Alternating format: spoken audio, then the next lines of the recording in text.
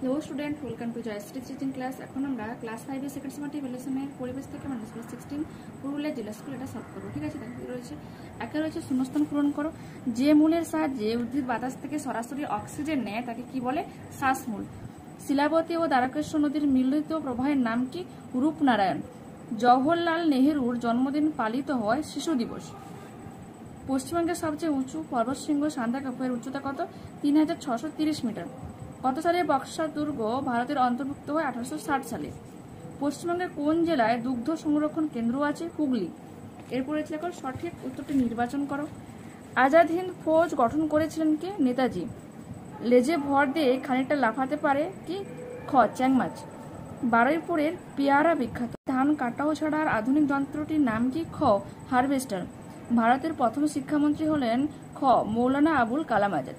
চৈতন্যদেবের জন্মস্থান নদিয়া জেলার নবদ্বীপে। এবার বাম স্তম্ভ ডান স্তম্ভ দেখো। চিংড়িখালি দুর্গের ভগ্নাবশেষ? গ ডায়মন্ড হারবার। সূর্য সেন ছিলেন? ক মাস্টারমশাই। ফুটবল খেলো তাতে শরীর মন ভালো হবে বলেছিলেন কে? স্বামী বিবেকানন্দ। আবহাওয়া অফিস আছে? ঘ আলিপুর। প্রায় নিশ্চিহ্ন হওয়ার মুখে রয়েছে? খ সরপুঁটি মাছ। গান্ধীপুরী নামে পরিচিত কে? মাতঙ্গিনী হাজরা। দুটো ঘ দাগ দেওয়া রয়েছে, সেজন্য আমি কিন্তু অ্যারোসাইন দিয়েছি। ঠিক আছে, নিম্নলিখিত প্রশ্নগুলির একটি বাক্যে উত্তর দাও। রেশম কীট পালনের জন্য কোন গাছে চাষ করা হয়? তুঁত। দুটো জিওল মাছের নাম কি হয়ে যাবে? কই, মাগুর, শিঙ্গি। ঠিক আছে, ল্যাটা। ওকে, নিম্নলিখিত শব্দ সারণী পূরণ করো। পাশাপাশি রয়েছে, তারপরে রয়েছে উপর নিচ করে। বক্সা অরণ্যের প্রবেশদ্বার কাকে বলবো? আলিপুর দুয়ার।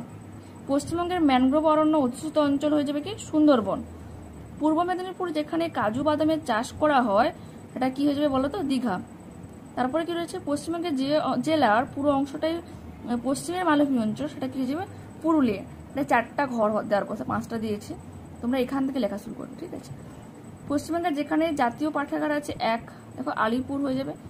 আর পশ্চিমবঙ্গে যে জেলা মাটির পুতুল ও সরপুরিয়ার জন্য বিখ্যাত তার নাম কি? নদিয়া। নিচের প্রশ্নগুলি 2-3টি বাক্য উত্তর দাও।